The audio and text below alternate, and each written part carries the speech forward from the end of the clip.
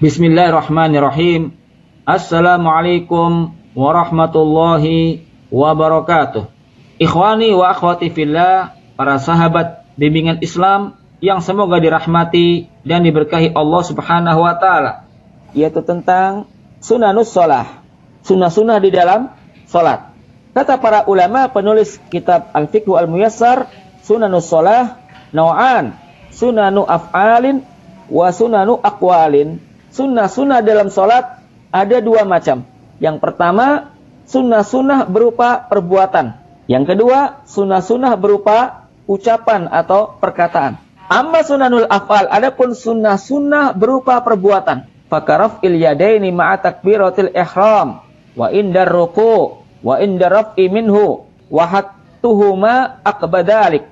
Anna Malik ibn al-Huwairis kana idza shalla kabbar wa rafa yadayhi wa idza arada an yarka'a rafa yadayhi wa idza rafa ra'sahu min ar-ruku' rafa yadayhi wa haddatsa anna Rasulullah sallallahu alaihi wasallam sana'a dzalik wa bad'ul yamini 'ala shimal wa ja'luhuma 'ala sadri hala qiyami wa nadharuhu fi mawdi'i sujudi wa tafriqatuhu baina qadamayhi qa'ima wa qabdu rukbatayhi bi yadayhi mufrijatay al-asabi' fi ruku'i wa maddu dhahrihi fihi wa ja'ala ra'sahu hiyalah. Sunnah-sunnah dalam salat yang berupa perbuatan adalah mengangkat kedua tangan bersama takbiratul ihram. Allahu Akbar. Kedua tangan kita diangkat.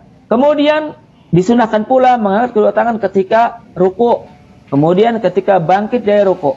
Dan disunahkan meletakkan kedua tangan setelah itu. Meletakkan kedua tangan setelah bangkit dari ruku'. Hal ini berdasarkan hadis riwayat Malik bin Huwairis.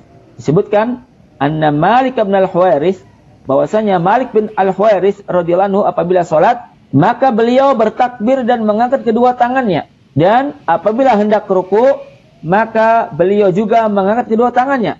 Dan apabila beliau mengangkat kepalanya dari ruku' atau bangkit dari ruku', maka beliau mengangkat kedua tangannya dan beliau menceritakan bahwasannya Rasulullah SAW melakukan hal semacam itu. Nah, jadi apa yang beliau lakukan itu sebagaimana yang pernah dilakukan oleh Nabi SAW. Termasuk perkara yang disunahkan dalam sholat dalam bentuk perbuatan adalah meletakkan tangan kanan di atas tangan kiri dan meletakkan keduanya di atas dada ketika berdiri dalam sholat. Kemudian disunahkan pula menjadikan pandangannya ke tempat sujud, mengarahkan pandangan ke tempat sujud. Kemudian termasuk sunnah berupa perbuatan adalah merenggangkan kedua kaki ketika berdiri. Jadi tidak menempelkan kedua telapak kaki tapi direnggangkan, namun dengan jarak yang wajar. Kemudian disunahkan kedua tangannya memegang kedua lututnya dengan merenggangkan jari-jari ketika ruku. Kemudian menghamparkan punggung saat ruku dan menjadikan kepalanya sejajar dengan punggung. Menghamparkan punggung di saat ruku dan menjadikan kepala kita sejajar dengan punggung. Ini adalah sunnah-sunnah berupa perbuatan. Adapun sunnah-sunnah berupa ucapan atau perkataan dalam sholat, maka seperti membaca doa istiftah.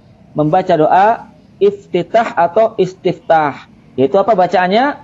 Ya, sebagaimana yang sudah masyhur di kalangan para penuntut ilmu, yaitu bacaan Allahumma ba'id baini wa baina khotoyaya kama ba'atta bainal masyriqi wal maghrib. Allahumma naqqini minal khotoya kama yunaqqas thawbul abyadu minad danas. Allahumma gsil khotoyaya bil ma'i wassalji wal barad. Ini adalah salah satu bacaan doa iftitah atau istiftah. Di sana juga ada bacaan dengan lafaz yang lain seperti membaca wajjahtu wajhiya lilladzi fataras samawati wal arda hanifa wa ma ana minal musyrikin inna salati wa nusuki wa mahyaya wa mamati lillahi rabbil alamin la syarika lahu wa bidzalika umirtu wa ana minal muslimin. Allahumma antal maliku la ilaha illa anta rabbi wa ana abduka dalamtu nafsi wa'taraftu bidambi. Dan di sana juga ada bacaan-bacaan doa istiftah dengan kalimat atau susunan kalimat yang berbeda.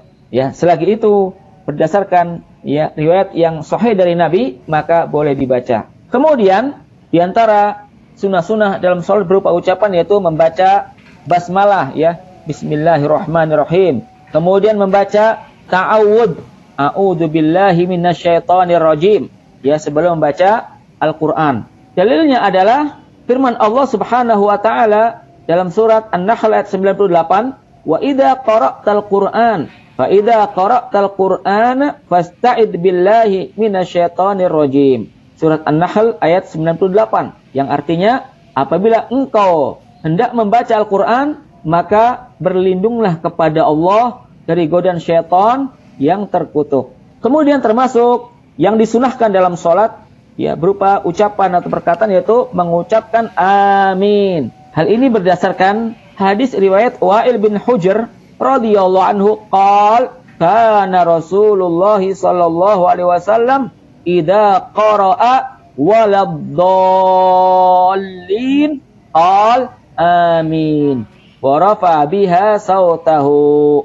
Ya, yang artinya kata Wa'il bin Hujr radhiyallahu anhu ia menceritakan bahwasanya Rasulullah sallallahu alaihi wasallam apabila selesai membaca waladdallin ya dari surah Al-Fatihah, beliau mengucapkan amin dengan suara yang keras. Jadi ini termasuk perkara yang disunahkan dalam sholat.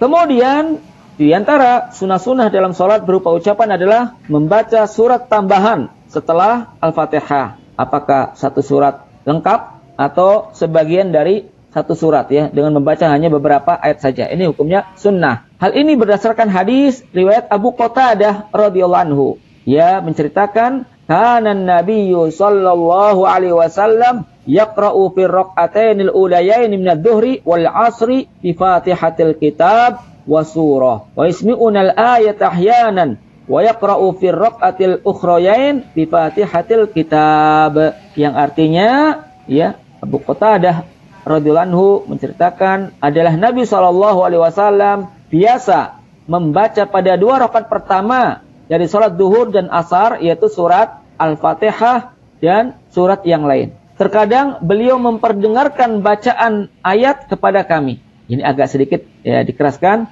tapi tidak keras sebagaimana salat jahriyah, maghrib, isya dan subuh.